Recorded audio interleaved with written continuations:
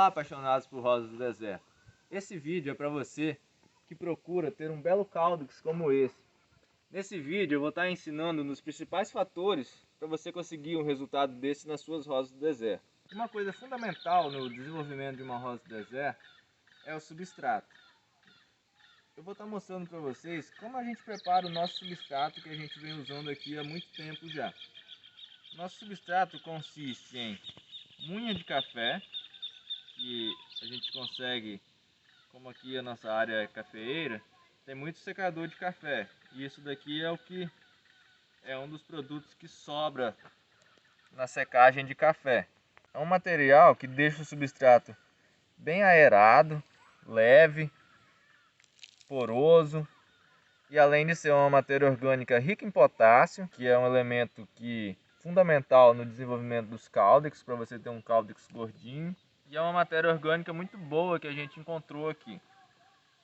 Se você não tiver munha de café disponível aí na sua região, você pode estar usando um outro elemento orgânico que você tem aí. Se você tiver aí um composto orgânico de folhas secas que já está bem decomposto, você pode estar usando. E se você não achar mais nenhuma outra alternativa dessa, você pode estar comprando um substrato para sementeira, o substrato Carolina, o substrato da Bioplan, que a gente também já usou e a gente viu um bom resultado. E junto com essa munha de café, a gente usa a areia de construção mesmo, a mais grossa que você conseguir. Porque a areia, ela é um material poroso, não vai estar acumulando água no seu substrato e é fácil de ser encontrada, que é a parte inorgânica no substrato. E por que a gente não usa terra vegetal, terra de quintal, terra que você acha no barranco, terra de formiga?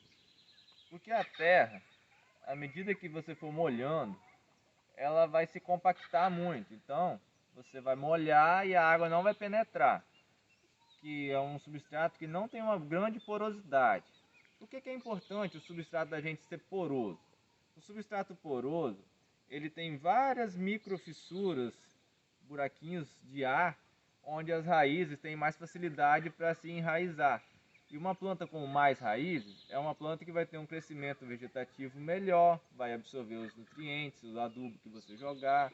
O desenvolvimento dela vai ser totalmente diferente. Se você usar a terra, vai dar ali um substrato compactado e não vai conseguir molhar, a planta vai ficar estagnada, não vai crescer, pode até causar a podridão das raízes, que um substrato poroso é mais difícil de acontecer.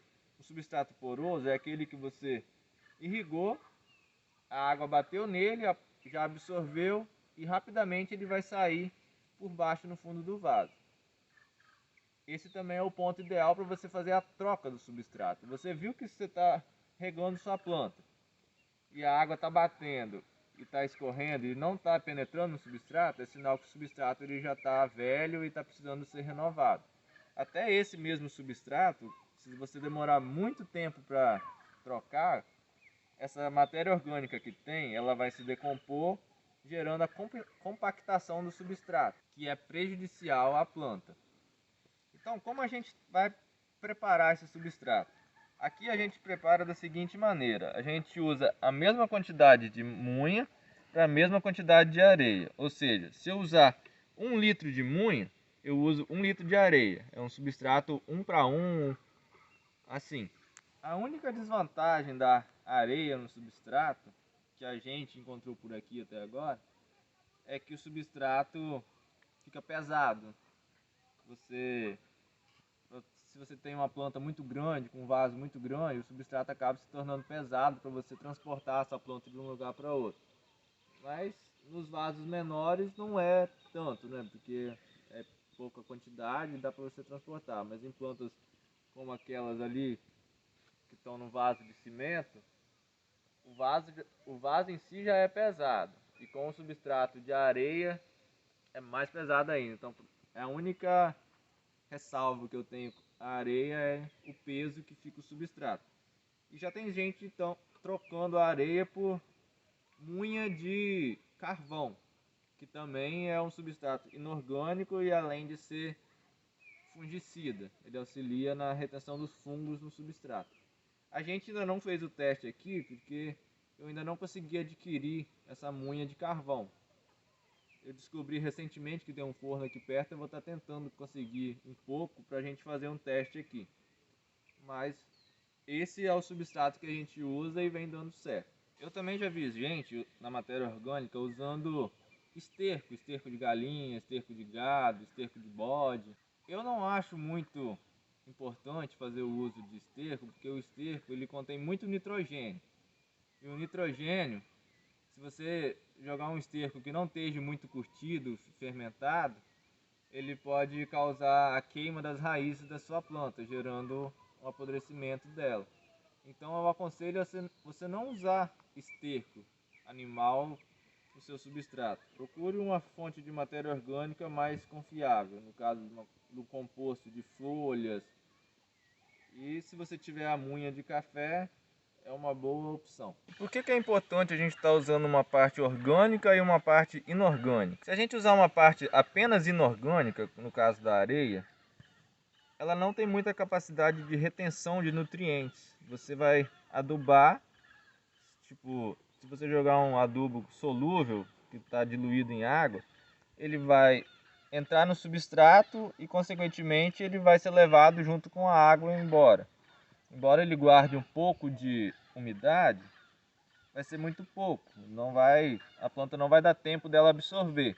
Ao contrário da matéria orgânica. A matéria orgânica a gente põe no substrato porque ela tem a capacidade maior de retenção de líquidos. E ela se decompondo, ela vai armazenar esses nutrientes e vai ser mais fácil para a planta estar absorvendo. Então o nutriente que você jogar aqui vai estar permanecendo por mais tempo no seu vaso, dando tempo maior para a planta absorver isso. Então agora a gente vai estar misturando esses dois elementos para estar formando o nosso substrato. Estou usando um balde aqui, então acompanha aí. Vou medir na mão aqui mesmo, vou jogar um punhado de cada. Depois vocês vão ver o resultado da mistura como fica. Bom, já dá para vocês terem uma ideia.